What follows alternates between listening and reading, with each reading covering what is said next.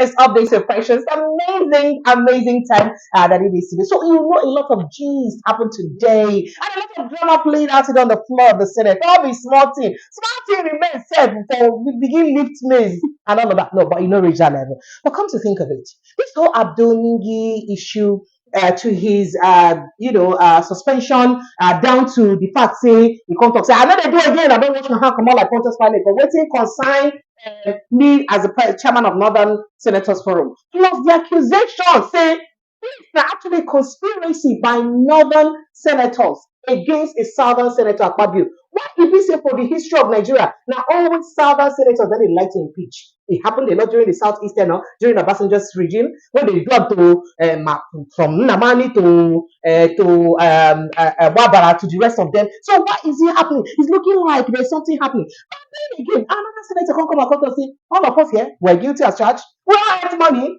Some of you here got 500 million naira each. Me, I did not get 500 million naira. Our national cake, not in the share. Meanwhile, people are hungry. At the time when people are going through this kind of hardship, I think that one is not enough. Bandits have the mind, the liver, the audacity, I'm not the grammar, to request for 40 trillion naira, more than the budget of Federal Republic of Nigeria as ransom for people that they kidnapped. 40 trillion naira. I think that is not enough. Last year they give them 150 motorcycles that they will ride inside our land.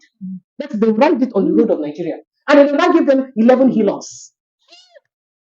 Now, 40 trillion. One would just begin to imagine what would actually give them that audacity to request for ransom that is beyond the national budget of the country as ransom. And then to support it, Sheikh Gumi, their personal advisor is now saying, hey, I beg, federal government, listen to me, people should negotiate with them. Negotiate with what exactly? The fact that a group of people can enter into a public space and just open fire on everyone and they are aggrieved. Over what? Well, I thought I would not say this alone. So I can't bring my person. If you don't say, they say, see, if we say young person, climb Biroko 3C, say old man will just there for where it is. And that is to say, the reverse is the case.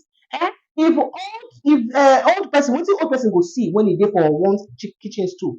If you like, make a climb Biroko tree, you know, go see that thing. Prince Francis Kilaka is here with me. Prince Francis, welcome to Precious AUTV. Yeah, thank you. I see you. Really. No. So you're up there. So this is where I actually say in my mind. For those of you who call me APC women, yeah, but that's what you I am not in Jesus' name. You know, before I know the future coming. I don't receive it. Just I give it back to sender. I give it back to you. In middle post. Where's that shaking together and running over? So let's look at the drama that played in the floor of the Senate. And we should even start with this whole banditry issue and how it's now become subtly a business. Like it's now a hustle on its own in this country. Is it that government is helpless? Several years back, I said something to quite a number of people. I said to them that Nigeria is gradually becoming a country where small groups are going to take power from the government. And it's non-state players. Yes, and it's gradually coming to pass. And why am I saying that? In the north, you have the so-called bandits, terrorists, call them whatever you want. In the southeast, you before now have they're coming back gradually. I hear they're coming back. Unknown gunmen, and then ESN, which they branded as an IPOB, which they branded as a terrorist. You come down to the southwest. Obviously, the area boys are having a field day and kidnapping here. So, you ask yourself, what kind of leaders do we have? What kind of people do we have as leaders? Do we have leaders who have common sense? Do we have leaders who believe in this country? Because the way things are going, it appears they don't even believe in Nigeria. Because if you have people who believe in Nigeria, there are certain decisions they would have taken before now, that will show that yes, they believe in Nigeria. So for me, I think that we just have a group of selfish people, self-centered people who have no ideology, people who have no common sense of responsibility leading the country. And so you're basically saying that our leaders are inept. Well, that's what they are, because that is the nonsense. They don't get sense. They don't get sense. How? They get sense, but the sense where they show. That is the way they use their sense. They show at all. Oh wow. And it is really more painful when Every now and then, all you see is press release on that, press release on that. And then you keep asking yourself, who are they chunking out all this grammar for? Are they chunking the grammar out for those who have been kidnapped? Are they chunking the grammar out for those who are in IDP? Are they chunking the grammar for those who have lost their family members, their loved ones, to the cold hands of death that is avoidable? Prince Francis Chilaka, as I speak with you, there's so many people in the IDP camps. One of them are those who have lost 2 children today as a result of the fire incident in an IDP camp. Right? Granted. And the reason, let's not forget that the reason why we have these people waiting deep for IDP camp are because of, say, banditry, terrorism, call it whatever you may, chase them out of their hometowns, their ancestral homes, and they don't come out there to go seek safety where for a government established camp where they can be. And even there too, they also meet disaster. Now, so many of these villages where these people run away from, other people don't take over their villages, don't take over their farmlands. And then you go to the situation of the country right now, how difficult things are, how people are not able to feed, how hard it is. People can't even access their farms. In so many places or parts of the country, we hear say that they collect tax for people to fit access farms. And we're wondering why foodstuffs are on, the prices of foodstuffs are on the increase. That's not one of the reasons. With all of these bad news they happen, then bandits, we still call them bandits. But we're still calling them Guinea. We're not giving them their real name. Terrorism, even though they have been profiled, right? But we still call them bandits because it looks like we're trying to water down the situation. So what do you make of the fact that Sheikh Gumi at different occasions have come to, negotiate for these people or speak on behalf of these people, and nobody has called into question? But if you dare come out and speak in anything against insecurity, by now the DSS would have called you. Is it that it's a subtle way to clamor that there should be recognition of terrorists as a part of a hustle in Nigeria? I don't understand. What do you make of the entire drama that is happening that Northerners are not perhaps not talking as much as they should, because the people that are suffering it the most is from the northern extraction? Why are they not saying anything? What is going on? Is it a subtle business, or is it like a deliberate attempt to just clip the hands of other Nigerians to make them lead to their own, style or motive?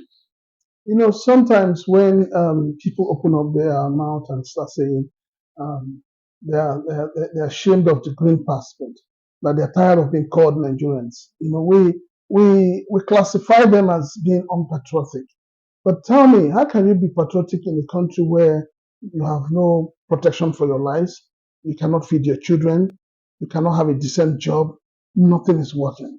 Now, to my northern brothers, and that's what I used to call them, because I have affiliation with them. To my northern brothers, the poverty you're suffering in the north is not brought to you by the southerners. It is brought to you by your northern brothers. You need to begin to hold your northern leaders accountable for whatever is happening in the north. And until every Nigerian begins to hold those who represent them in government accountable, nothing will work. Things will not work. Unfortunately, in Nigeria, we bring in ethnicity, we bring in religion. And these are the two monsters that has kept this country from developing. People are not held accountable because we go to the same church. We wear the same kind of shirt. We behave the same way. No. We must begin to draw a line, must draw boundaries. The moment you're taking up the toga to lead, to be in the forefront, your job is to defend those at the back. We believe that the people are weak and that the leaders are strong. So whatever is happening in the north, we may look at it as being in the north, but it's affecting the entire country. It's not only in the north. And until the northern youths, I challenge them, not when somebody talks, when it comes to the issue of stoning somebody, when they see somebody has spoken against the Quran or the Roland, the Quran or the religion, they come after that person. No. The northern youth should speak up. They should wake up from their sleep. They should begin to hold their leaders accountable. So you may begin to wonder, and I wonder what's going through the minds of the parents of the Kaduna State pupils that have been kidnapped.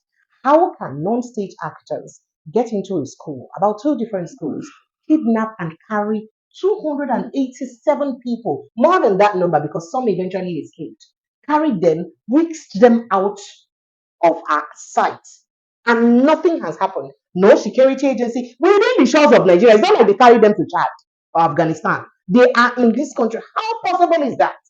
And what is the why does the security does it look like our security agencies are helpless about this? Well, if you ask that question, you will also ask the same question. Why is it that those who have been displaced from their ancestral homes have not gone back home? And why is it that nobody has been able to go where they are coming from and arrest those who have taken over their farmland? So what's really happening? So the problem is that there's a very serious problem with our security architecture.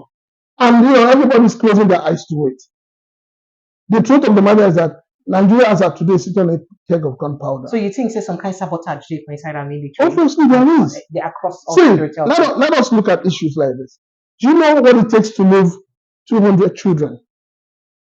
Some of them cannot even walk on their own. The boy who escaped said some of them were falling and they were carrying them and putting on the back. So the question is, how did they move them? I've been asking this question. Did they bring a luxurious bus? Did they bring a train? They said they led them like shit. If they walked, it means that they walked and nobody heard any noise. So they put something in the air that made sure that nobody heard anything. You're telling them that everybody in that community, nobody has a phone. Nobody could contact the security. You want to tell me that there is no DP, there is no police post anywhere around that vicinity.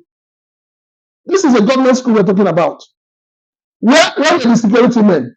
Were they killed? Were they taken along?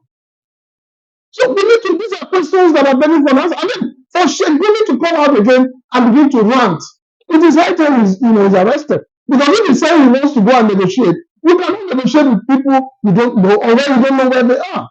In other words, there must be something he knows that a lot of us do not know. And how do you begin to negotiate with somebody who takes you from your house without your own free will by force? What is the negotiation all about? What is the condition of negotiation? So it's something that goes beyond what any ordinary person would want to profess solution to.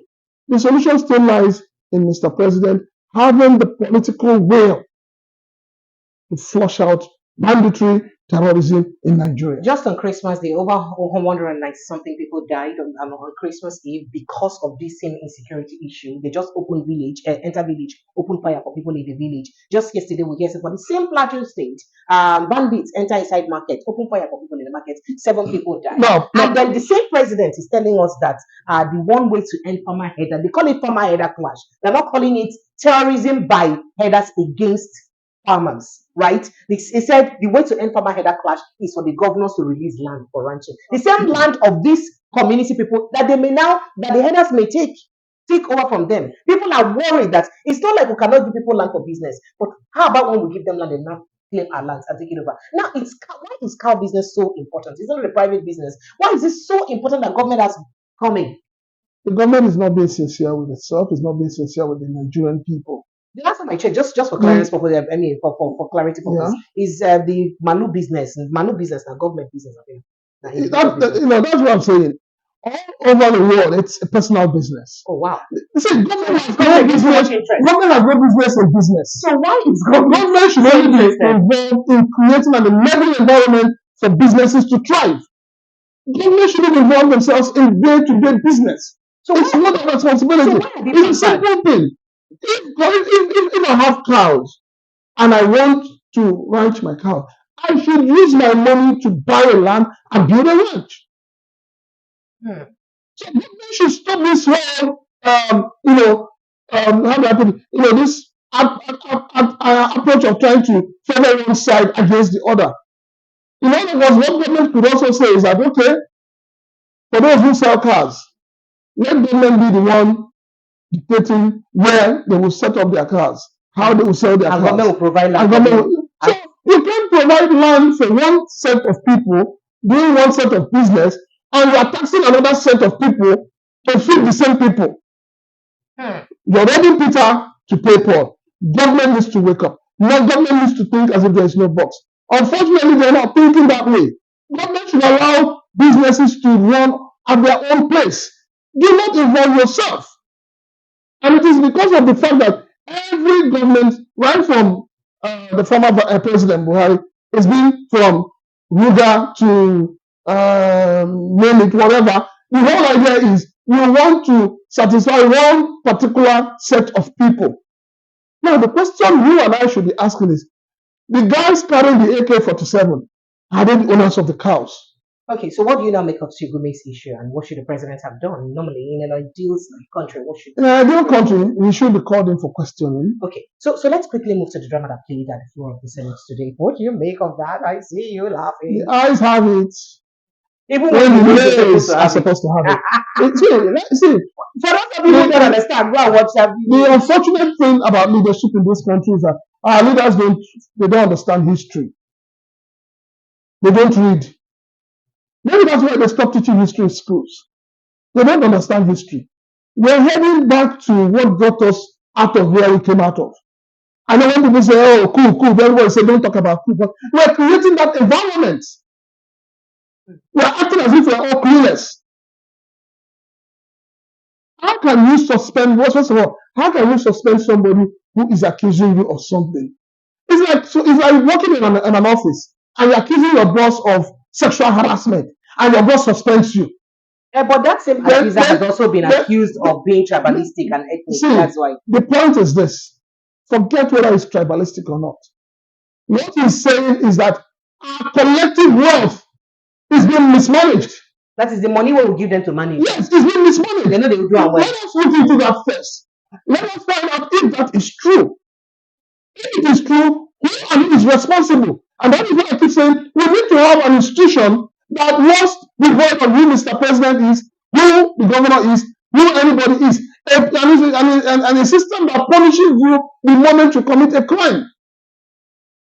But unfortunately, we have selective system in this country. We have selective justice in Nigeria. The poor man steals a yam, you give him 10 years. The rich man uses his pen and steals 10 billion. You call him and pat him on the back and say, give me back 1 billion. So the politicians are not learning. The politicians are behaving as if suddenly we are back to a dodgy period. There is no money to spend. Okay. What hunger, frustration. Somebody called this evening and telling me he wants to end it. Oh. He wants to commit suicide. He didn't hide his mouth. We need to know how many people are killing themselves every day. We need to know how many children are unable to feed 3 times a day. We need to know how many children are out of school today. All right. So please, our leaders, let us not stay inside the water and soap to enter our eyes. Make you know dey inside water, make soap enter your eye, brother. Yera, make another confusion again. Make una no dey for water, make soap enter on our eye. They say a word is enough for the wise. But those days when I did school, my lecturer they talk say even half a word is enough for the wise. I hope that you're wise enough to have this half word and make it be wise, make you wiser. Thank you so much. Thank you, Oga Prince. As he called, this is a queenly treatment. I appreciate you. Thank you as you follow me today for all these questions. Thank you very much. All right, my people, I will see you on again tomorrow. God willing. See you. Bye.